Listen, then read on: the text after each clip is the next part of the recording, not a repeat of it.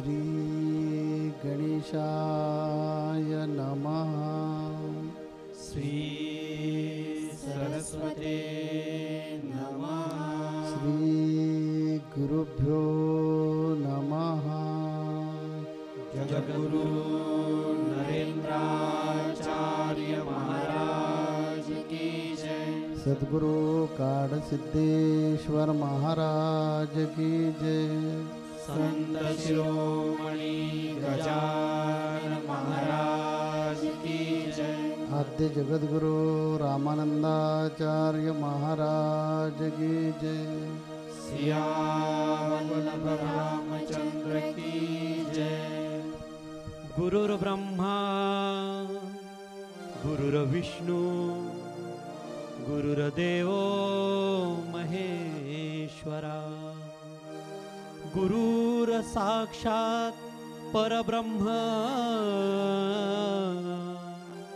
तस्मै श्री गुरुवे नमः। सार्थ श्रीमत दासबोध दशक 20वा समास 8वा देह क्षेत्र निरूपण। श्रीराम विधी प्रपंच तरु वाढला, वाढता वाढता विस्तीर्ण झाला। फळेता विश्रांती पावला बहुत प्राणी। नाना फळे रसाळे लागली, नाना जिनसी गोडी चाली। गोडी पहावया निर्माण केली, नाना शरीरे।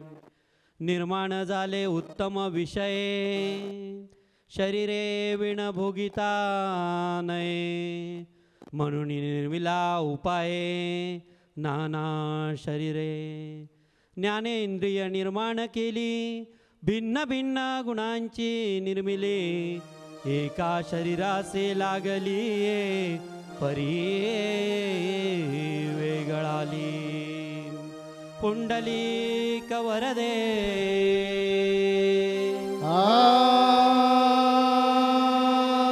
हरे विठ्ठल। श्री ज्ञानदेव तुकाराम पंढरीनाथ महाराज की जय। जगद्गुरु नरेंद्राचार्य महाराज की जय। परम पूजनीय जगतगुरु स्वामी नरेंद्राचार्य जी महाराज के चरणों में मेरा कोटि कोटि प्रणाम। और सत्संग में उपस्थित सभी गुरु भक्तों को मेरा सांप्रदायिक श्री गुरुदेव। आज का जो विषय है वह पिछले जो कई सप्ताह से चल रहा है उसी क्रम में है। अब तक हमने ब्रह्म के बारे में सुना, माया के बारे में सुना, आत्मा के बारे में सुना, लेकिन आज हम शरीर के बारे में सुनेंगे। पिछले कई समासों में हमने सुना है कि इस शरीर का उपयोग करके ही हम अपने लक्ष्य तक यानी उस परम ब्रह्म तक पहुंच सकते हैं। आज हम सुनेंगे कि कैसे हम अपने शरीर का उपयोग करके उस निश्चल परब्रह्म तक पहुंच सकते हैं। परब्रह्म ने इस सृष्टि को बनाई।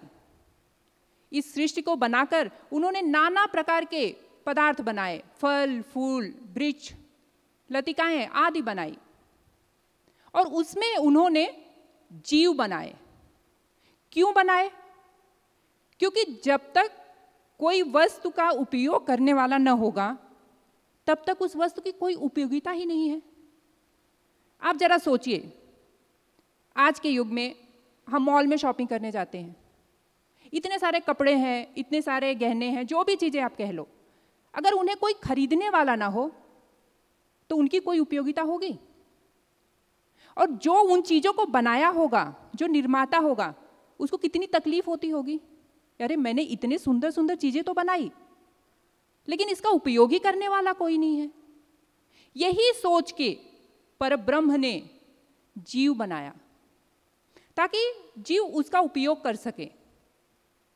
और जितने भी जीव बनाए, जो 4 तरह के कहते हैं, भूचर, नभचर, जलचर, खेचर, इनमें उन्होंने मनुष्य एक ऐसी योनि बनाई जो कि सबसे श्रेष्ठ है। उन्होंने उसको बुद्धि और विवेक जैसी ऐसी शक्ति दी जिसके द्वारा वो उसका उपयोग करे। उपयोग तो सारे करेंगे। इसीलिए जितने भी मनुष्य को छोड़ के जितनी भी प्राणियां हैं, जितनी भी योनियां हैं, वो सब भोग योनि है। सिर्फ मनुष्य योनि जो है वो कर्म योनि है। तो अब जरा सोचिए, क्योंकि अब हम समापन की तरफ बढ़ रहे हैं, हमारा ज्ञान का स्तर भी बहुत हाई हो गया है, हम कब से सुन रहे हैं ऐसा। लेकिन यहाँ पे आज उसका बोलते हैं ना, आज टेस्ट करने की जरूरत है कि कहाँ तक पहुँचा है आपका ज्ञान। आप जरा सोचिए, क्या ये जो मनुष्य शरीर है परमात्मा ने सिर्फ इसलिए बनाया है कि जो उन्होंने भोग पदार्थ बनाए हैं उनका उपयोग करने के लिए? सोचिए, नहीं। उन्होंने इसलिए बनाया है कि ये जो शरीर है वही माध्यम है वहां तक पहुंचने का। अगर शरीर नहीं होगी तो हम अपने स्वस्वरूप को नहीं जान पाएंगे, और जब स्वस्वरूप को नहीं जानेंगे, अपनी आत्मा को नहीं जानेंगे, तो उस परम ब्रह्म से मिलेंगे कैसे? तो जो इस शरीर को चलाने के लिए, इसको शक्ति प्रदान करने के लिए उन्होंने संसार में, इस सृष्टि में सारी चीजों को बनाया। अब यहां पर हमारे विवेक की उपयोगिता क्या है, उसको हमें कितना लेना है, इस संसार का उपयोग हमको कितना करना है। क्या हमको पूरा उसमें लिप्त हो जाना है, या उसमें रहते हुए हमें अपना लक्ष्य ध्यान रखना है कि क्यों हमें यह मनुष्य शरीर मिला है, जो हमें परमात्मा ने ज्ञानेंद्रियां दी है, पंचेंद्रियां दी है। नाक दिया है सूंघने के लिए, सुगंध लेने के लिए, कान दिया है संगीत सुनने के लिए, जीवा दी है रस लेने के लिए, हाथ पैर दिए हैं चलने फिरने के लिए। क्या इन्हें इसलिए दिया है कि हम इस संसार में उनको खुला छोड़ दें? क्योंकि होता क्या है, जो हमारी ज्ञानेंद्रियां हैं उन पर हमारी पकड़ नहीं है, वो पूरे संसार में विचरण कर रही हैं, सिर्फ हमारे अंदर को छोड़ के जहां उनको रहना चाहिए वहीं वो नहीं है। तो ये क्रम देखिए कि जो हमारी ज्ञानेंद्रियां हैं, कर्मेंद्रियां हैं, उनको कौन कंट्रोल करता है? हमारा मन। मन को कौन कंट्रोल करता है? हमारी बुद्धि। और बुद्धि को कौन कंट्रोल करता है? हमारी आत्मा। और आत्मा का पे किसका वर्चस्व है? परमात्मा का। तो हमको इस माया से, क्योंकि ये जो शरीर है वो अष्टधा प्रकृति से ही बना है, अगर हम सोचें कि इस शरीर के बिना ही हम उसको पालें तो ये संभव ही नहीं है, क्योंकि आत्मा का अस्तित्व इस शरीर से ही है। तो अगर हमें उस परब्रह्म को जानना है तो इस शरीर की उपयोगिता बहुत ही जरूरी है। इस शरीर के बिना हम पा ही नहीं सकते हैं। और इस शरीर से जब हम इंद्रियों को अपने वश में करेंगे, मन को बुद्धि कंट्रोल करेगी, विवेक कंट्रोल करेगा, तब आत्मा को शक्ति मिलेगी और आत्मा अंतर्मुखी होकर, अपने प्रकाश से प्रकाशित होकर निर्गुण से निर्गुण की भक्ति करेगी। अर्थात जो हमें हमारे जगतगुरु जी ने जो मंत्र दिया है वो अजपा मंत्र है, मतलब वो हमारी आत्मा के लिए मंत्र है, न कि हमारे शरीर के लिए। अगर शायद शरीर के लिए होता तो हमारे जगतगुरु जी कहते कि रोज फूल चढ़ाओ, मंदिर जाओ, अगरबत्ती जलाओ। नहीं, वो हमारे आत्मा से निकला हुआ वह मंत्र है जो उस परम ब्रह्म तक पहुंचाता है। यहां आगे समर्थ कहते हैं कि जब हम माया में फंस जाते हैं या जब हम देह बुद्धि से सोचते हैं, तब हमें उस परमात्मा और मेरे अंदर एक भेद नजर आता है। ऐसा लगता है वो कुछ और है और मैं कुछ और हूं। क्यों वो भेद लगता है? क्योंकि हम माया से सोचते हैं, और जब माया से सोचेंगे तो अपने आप को शरीर समझ बैठेंगे। आत्मा तो हम समझते ही नहीं ना, आत्मा समझते हो तो उसे दूरी ही नहीं रहती। अब इसी प्रश्न में वो जो वहां पे शिष्य बैठा है वो फिर ऐसा सोचता है कि हे परमात्मा, आपने ये सृष्टि ऐसी ही क्यों बनाई? आपने सृष्टि ही क्यों बनाई, और ये क्यों बनाई? अब देखिए, इन प्रश्नों पे आप विचार करिए। और मुझे अभी एक बहुत ही पुरानी पिक्चर का एक गाना याद आ रहा है, जिसमें वो जो गायक है वो खुद पूछता है कि हे दुनिया बनाने वाले, क्या तेरे मन में ऐसा समाया जो तूने ऐसी सृष्टि, ऐसा शरीर, ऐसा मन क्यों बनाया? मुझे तो लगता है कि शायद उस समय उसके पास हमारे जैसे ज्ञानी जगत गुरु श्री नहीं थे, क्योंकि आज शायद सत्संग में बैठे सभी लोग ये समझ गए होंगे कि क्यों दुनिया बनाई, क्यों नरदेह बनाया। वो बोलता है ना, काहे को तू भी तो रोया होगा मन को बना के। इतना अब हमको तो इतना समझ में आ गया होगा कि जैसा मैंने कई समाज पहले एक प्रवचन में कहा था कि मन ही सबका कारण है। तो क्यों मन को दुनिया में लगा के रो रहा है और परमात्मा को बोल रहा है क्यों मन बनाया? उन्होंने तो मन इसलिए बनाया कि उस मन को तुम परमात्मा में लगा दो, सदगुरु की शरण में जाओ। अगर मन कंट्रोल नहीं हो रहा तो सदगुरु के पास जाओ। आज मैं ये पूरे गर्व से कह सकती हूं कि मेरे सदगुरु के आंखों से बरसता रहमत का नूर है। उनसे जो भी मांगो मिलता जरूर है। हाथ उठाकर दुआ कर लो भक्तों, देर से ही सही पर मेरे सदगुरु उस परमात्मा से मिलाते जरूर हैं, उस परमात्मा से मिलाते जरूर हैं। बस हमें उनकी शरण में आना है। आगे समर्थ एक जो मुझे लगता है कि इस समाज का पूरा सार है, वह ये समझाना चाह रहे हैं कि आवाहन और विसर्जन दो शब्द उन्होंने लिया है और समाज के लास्ट में लिया है, ये इसके लास्ट में कि आवाहन जो और विसर्जन जो है उसे सिर्फ ज्ञानी जानते हैं। और यहाँ वो बात जगत गुरु श्री ने इतनी सरलता से हमको समझा दी है कि शायद मैं वो थोड़ा बहुत अपनी बुद्धि से एक्सप्लेन कर सकती हूँ। आवाहन शब्द को सुनते ही हमारे सांसारिक लोगों के दिमाग में आता है कि जब भी हम कोई पूजा करते हैं, मूर्ति बिठाते हैं, तो मंत्रों से उसके अंदर प्राण प्रतिष्ठा करते हैं और उसको आवाहन बोलते हैं। और पूजा के बाद जो उत्तर पूजा करके जो हम उनको अपने धाम जाने के लिए बोलते हैं, जिस पीठ देवता को बुलाते हैं, उसको हम विसर्जन करते हैं। लेकिन यहाँ पे समर्थ का आवाहन और विसर्जन से अलग ही तात्पर्य है। जब वो जीव शरीर धारण करके इस पृथ्वी पर आता है तो वह आवाहित होता है, उसका आवाहन होता है। वो बिना शरीर के आवाहित नहीं हो सकता, आ नहीं सकता इस धरती पे। और उसका विसर्जन भी इसी शरीर द्वारा होता है। देखिए, इस धरती पे, इस सृष्टि में जितने भी प्राणी हैं, आत्मा उन प्राणियों का सहारा लेकर इस धरती पे आ तो सकती है, क्या उनका सहारा लेके वो जा भी सकती है? नहीं। उसका विसर्जन सिर्फ और सिर्फ इस मानव शरीर द्वारा ही संभव है। इस शरीर का इतना महत्व है कि इस शरीर को अगर हमने समझा कि क्यों मिला है, तो आप यकीन मानिए, जो हमारे जगत गुरु श्री बार बार कहते हैं कि आप नरसिंह नारायण बन सकते हो, वो हकीकत है। वो हम बन सकते हैं, हमारे अंदर इतनी योग्यता है। एक बीज जो रहता है उसको ये नहीं पता रहता है कि उसके अंदर कितना बड़ा गुण छिपा है, वो विशाल विशाल वृक्ष बन सकता है। यही स्थिति हमारे मनुष्यों की है। हम ये नहीं जानते कि हम क्या हैं और क्या हो सकते हैं। हम अपने अंदर झांक के वो देख सकते हैं। वो झांकना ही भक्ति है, वो झांकना ही दीक्षा है, जो हमारे जगत गुरु श्री कहते हैं अपने अंदर देखो। हम सत्संग में तो आते हैं, बार बार कहते हैं कि हमें मुक्ति चाहिए, मोक्ष चाहिए। क्यों? क्योंकि ऑलमोस्ट 197 समाज हम खत्म करने आए हैं। अब तो हम वो रटने लगे हैं कि हमको मोक्ष चाहिए, मोक्ष चाहिए, मोक्ष चाहिए। ठीक है, लेकिन हम कैसे रट रहे हैं? आइए एक छोटी स्टोरी से सुनते हैं।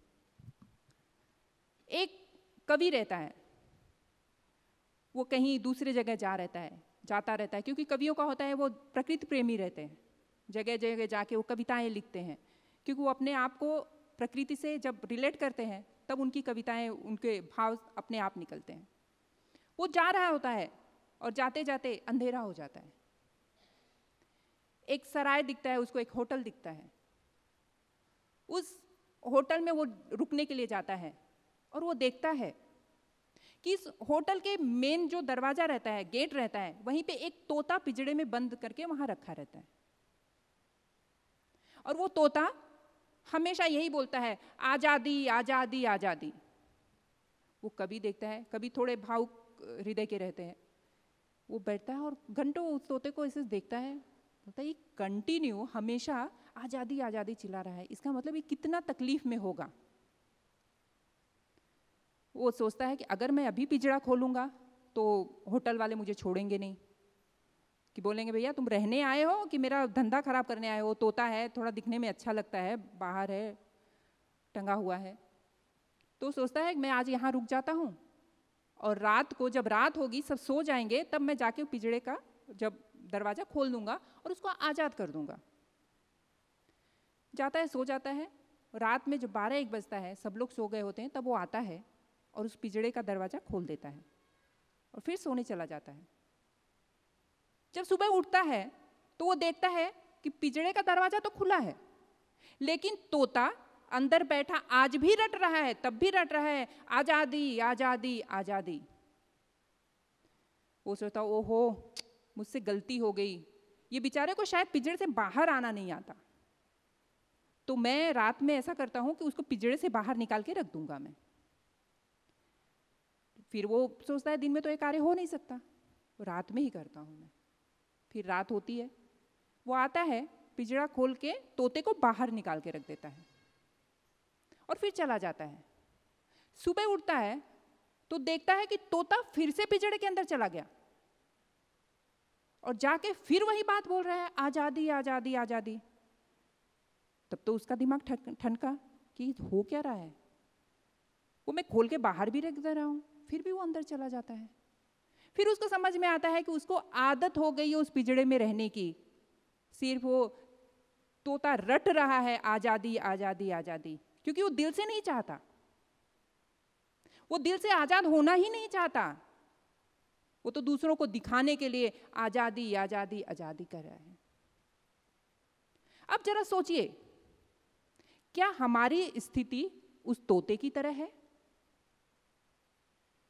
जो हम इतने सालों से सत्संग में आ रहे हैं, जगत गुरु से जुड़े हैं, और आज हम कह रहे हैं कि हमें यह शरीर मिला है मुक्ति पाने के लिए। नहीं नहीं, अब तो मैं मुक्ति पाके ही रहूंगा, मोक्ष पाके ही रहूंगा। अब मुझे यह बात समझ में आ गई है कि क्यों शरीर मिला है। अब मैं मेकअप में, शॉपिंग में, सब में टाइम नहीं बिताऊंगा। आप अपने आप से पूछिए, क्या ये हम सिर्फ रट रहे हैं? क्या हम शब्दों में खेल रहे हैं, या फिर खुद दिल से चाहते हैं? शायद वो जो व्यक्ति था, जो कवि था, वो सद्गुरु रहे होंगे। वो जैसे हमारे जगत गुरु जी चाहते हैं कि हम निकलें, आजाद हों। आजादी का मतलब कि जो आत्मा इस शरीर में, इस कैद में, शरीर रूपी कैद में युगों युगों से पड़ा हुआ है, उसे वो आजाद कराना चाहते हैं। लेकिन हमें तो बड़ा आनंद आने लगा है इस समाज में, इस संसार में, इस माया में। हम तो अपने जगत गुरु जी को भी धोखा दे देते हैं, कहते हैं नहीं अब तो मौली मुझे अब चाहिए ही, मुझे अब निकाल दीजिए इस माया से। लेकिन क्या हम दिल से मांगते हैं? जैसे उसने निकाल के बाहर रखा था तोते को, तोता फिर से चला गया, वैसे जगत गुरु जी लाख प्रयास करते हैं, हमें दीक्षा तक दे देते हैं, अपने शब्द से, स्पर्श से इतनी शक्ति हमारे ऊपर डालते हैं, लेकिन हमने तो अपना दिल का जो दरवाजा है ना, उसको ऐसे बंद कर रखा है। नहीं नहीं, आपकी शक्ति हम बाहर ही रखेंगे, क्योंकि हम तो बड़े ही सुखी हैं इस दुनिया में। आज मैं वही बताना चाहूंगी कि देखिए, ये शरीर बहुत ही दुर्लभ है, बहुत ही, न जाने कितने जन्मों के पुण्य कर्म से ये शरीर मिला है। और उस पर ये सौभाग्य ये देखिए कि हमारा शरीर स्वस्थ है, और उस पे भी कि हमारे मन में उस परमात्मा को जानने की एक चाह, एक मुमुक्ष अवस्था में हम पहुंचे हैं। और उस पर सोने पे सुहागा ये कि हमारे जगत गुरु श्री स्वामी नरेंद्राचार्य जी महाराज जैसे ज्ञानी हमारे जीवन में आए हैं। ये संयोग बहुत कम मिलेगा, मैं तो कहती हूँ शायद मिले ही नहीं। इसलिए इसका लाभ उठाइए और इस जीवन को, अपने शरीर को सार्थक बनाइए। देखिए, मुझे एक बार मैं ऐसे ही पेड़ के नीचे बैठी थी और मधुमक्खियों का छत्ता लगा हुआ था। मैं उसको देख रही थी कि एक मधुमक्खी जा रही है और दूसरी जगह से आ रही है। मैं ऐसे देख रही थी कि जा कहाँ रही है। पास में कुछ फूल थे, वहाँ से वो रस लेके आती थी और मधुमक्खियों अपने छत्ते में वो जमा करती थी। मतलब अथक परिश्रम कर रहे थे वो उस रस को लाके उसमें करने के लिए, रस डालने के लिए। तभी एक आदमी मसाल लेके आया और उस मधुमक्खी के छत्ते के जो रस थे उसको ले लिया। वो सारी मधुमक्खियां मर गई। शायद तब मुझे थोड़ा सा ऐसा लगा, वाह, यही हालत हम मनुष्यों की भी है। हम अथक परिश्रम करके तिनका जुटा के हम जो ये महल बनाना चाहते हैं, ये घर बनाना चाहते हैं, ये शरीर को सजाना चाहते हैं, एक दिन मौत आएगी और इस शरीर को लेके चली जाएगी। इसीलिए तो कहते हैं कि इन जमीनों, इन दौलतों से क्या पाओगे? इन जमीनों, इन दौलतों से क्या पाओगे? तस्वीर बनकर एक दिन दीवार पर लटक जाओगे। अभी वक्त है, सुमिरण कर लो भक्तों, वरना तुम मिट्टी तो हो ही मिट्टी में मिल जाओगे। देखिए, ये शरीर का उपयोग हमने नहीं किया, ये किस पल मौत आएगी और हम चले जाएंगे और 84 लाख योनियों में यूं ही हम भटकते रहेंगे। अब आप सोचिए, आपको निकलना है या नहीं निकलना है? जैसे अभी आपने गाना सुना ना, उसमें बोल रहा था क्यों मन को बनाया, फिर तू भी तकलीफ पा रहा होगा। परमात्मा को तकलीफ हो रही होगी, क्यों हो रही होगी? वो सोच रहा होगा, वाह रे इंसान, तुझे मैंने इस धरती पे इसलिए भेजा कि इन पदार्थों का उपयोग करते हुए, इस माया का उपयोग करते हुए तू मुझ तक पहुंच। लेकिन तू तो वहीं रम गया। तूने तो मुझे ऐसे ही भुला दिया। गर्भ में था तो सोहम सोहम कहता था, आज इस माया में आया तो कोहम कोहम कहने लगा। देखिए, ये शरीर मिट्टी में मिल जाएगा, लेकिन हमारे जगत गुरु श्री को देखिए, उनकी महानता देखिए, उनकी सोच देखिए। आत्मा का विसर्जन होगा क्या?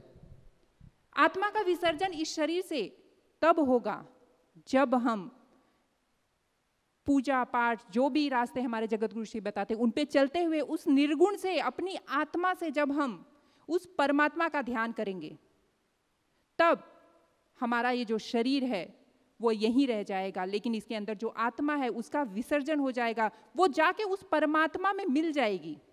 और जब परमात्मा को ही जान लिया, जो कि आत्मा का स्वस्थान है।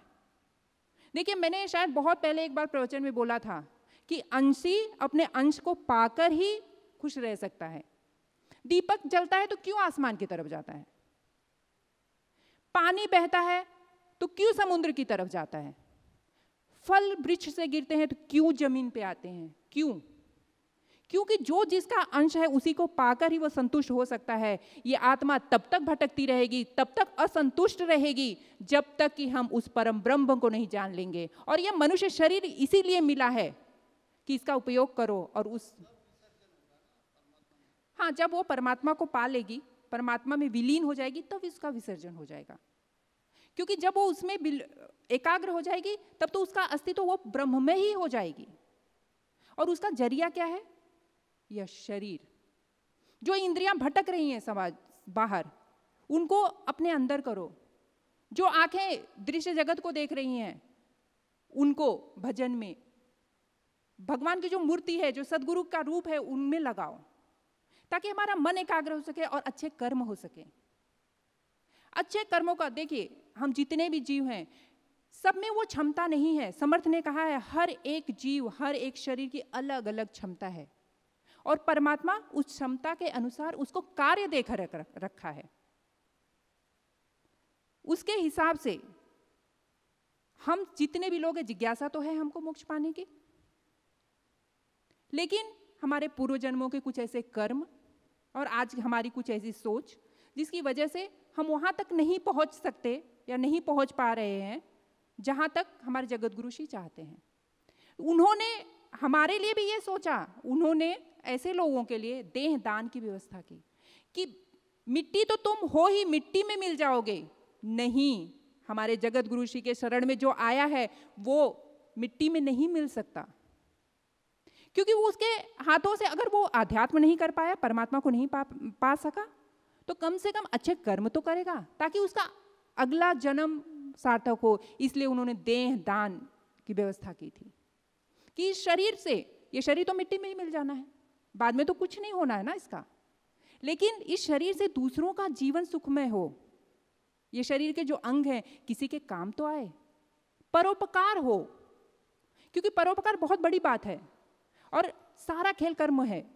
अगर हमने अच्छे कर्म किए तो शायद अगले जन्म में फिर से हमें जगत गुरु श्री का साथ मिले और तब हम इस जन्म के पुण्य और उस जन्म का सदगुरु का आशीर्वाद, उनकी कृपा पाकर हम मोक्ष को प्राप्त कर सकें, अपने इस शरीर का उपयोग करके हम उस परमात्मा को जान सकें, उसमें विलीन हो सकें। क्योंकि सिर्फ और सिर्फ मनुष्य शरीर द्वारा ही ये बात संभव है कि हम उस परमात्मा को जान सकें। आवाहन तो हर प्राणी, हर जीव, हर जंतु से आवाहित हो सकती है आत्मा, लेकिन विसर्जन उसका सिर्फ और सिर्फ मनुष्य शरीर द्वारा ही संभव है। इस कारण ये मानव देह अत्यंत आवश्यक है। जगत गुरु नरेंद्राचार्य महाराज की जय, सद्गुरु काड़ सिद्धेश्वर महाराज की जय, संत शिरोमणि गजानन महाराज की जय, आद्य जगत गुरु रामानंदाचार्य महाराज की जय, सिया वल्लभ रामचंद्र की जय।